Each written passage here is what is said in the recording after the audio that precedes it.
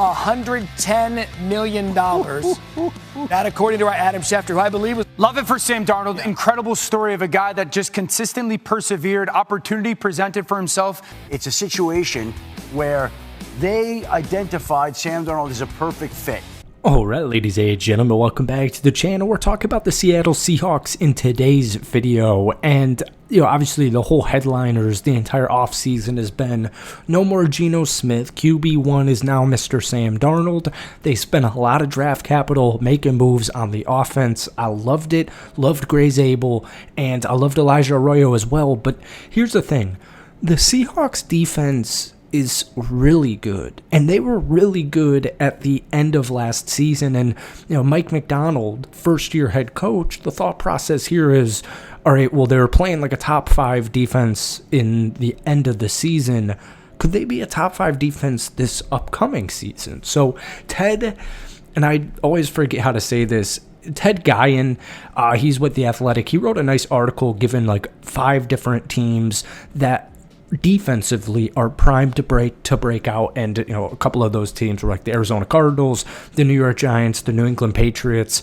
I think one of them was Tampa, and then obviously the Seattle Seahawks. And he rightfully points out that over the final 7 games of the regular season for the Seattle Seahawks, in numerous metrics, they were one of the best defenses, if not number 1, in a lot of different categories. Now, the nitpick to it is, all right, well, they played an easy schedule. They gave up 30 to my Green Bay Packers. They gave up 27 to the Minnesota Vikings. The 2 best offenses they played, they gave up almost 30 points. But the point is still, Mike Macdonald, his system, we've seen it happen before, usually takes a little bit of time to get implemented. And you go back to his first full season as a defensive coordinator, very similar to what we saw with Seattle last year. Second half, Baltimore Ravens, really good defensive team. The year after that, they were one of, if not the best defense in the NFL. So just to hammer home this point on the defense, from weeks 9 to 18 last year, Seattle ranked first in defensive EPA on 2nd and 3rd and long, which is 7 or more yards needed to gain situations.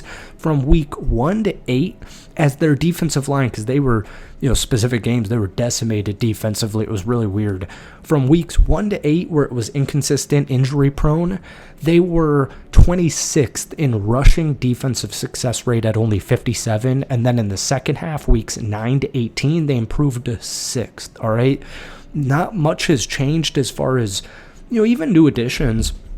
Obviously, Jermon Jones is no longer with the team, cap-saving move, so they go out there, they replace him with DeMarcus Lawrence from Dallas, and then, and we'll get to like the linebacker room in just a second, but what a lot of people just forget about is, I guess I should rephrase because I'm kind of stuttering here. The big nitpick with the Seahawks defense is like there's no name brand defensive players. I don't know when that's ever been an issue. Wasn't an issue for like Denver last season. These guys are becoming household names. And I look at guys like Nick Emmanwori in the 2nd round. People viewed it as a reach. This is one of the most dynamic players defensively in the entire NFL draft. He had a phenomenal NFL combine where he ran a 4.38 second yard, 40-yard dash, 6'3", 220 pounds.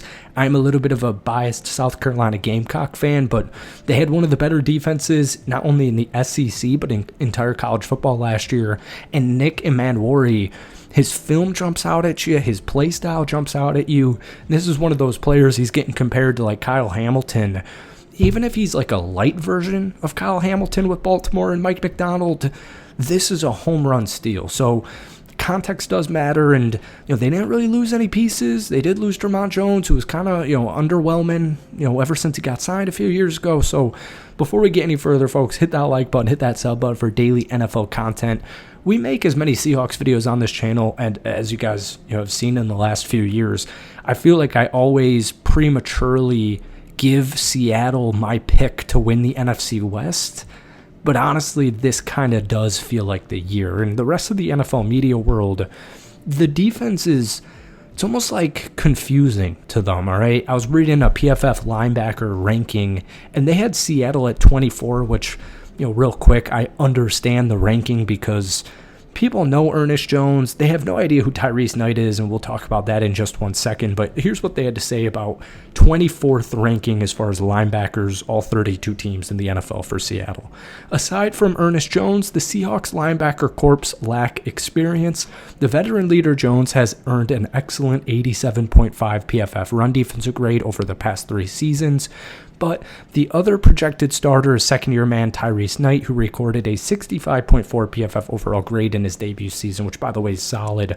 But they were a little bit more concerned about the depth. The next 3 players on Seattle's depth chart, John Ross, Drake Thomas, and Patrick O'Connell, have combined to play 42 snaps in the NFL.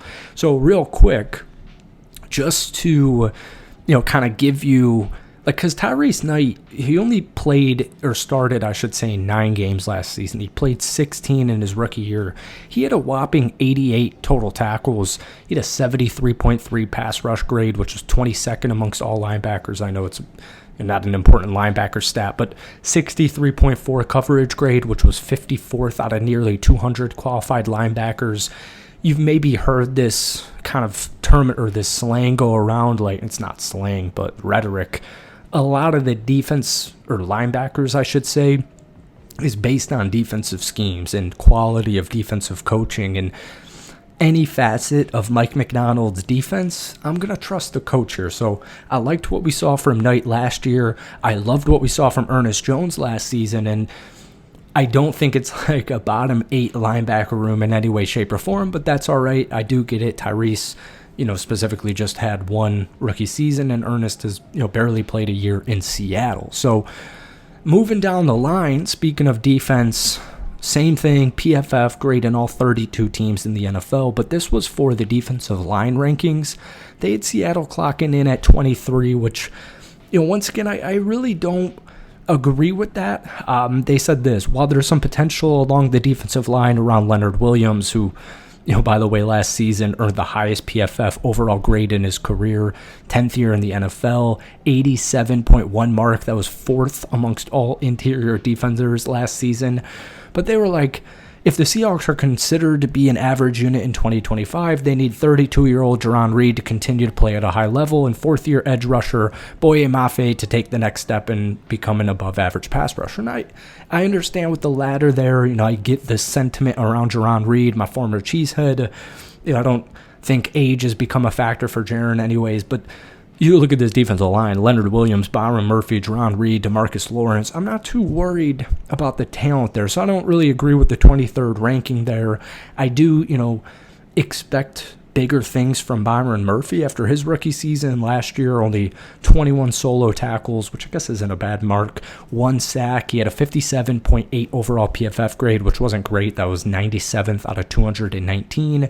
He did have a 64.5 pass rush grade, which was 64th out of 219. So the new additions, as far as Nick Manwari and DeMarcus Lawrence, and then the further development out of specifically guys like Byron Murphy and even Ernest Jones, but Tyrese Knight, this should be a top 10 defense next season. And the offense doesn't have to be anything crazy, but if you've got an above average offense and above average defense, things should be clicking pretty well for this Seahawks team next season.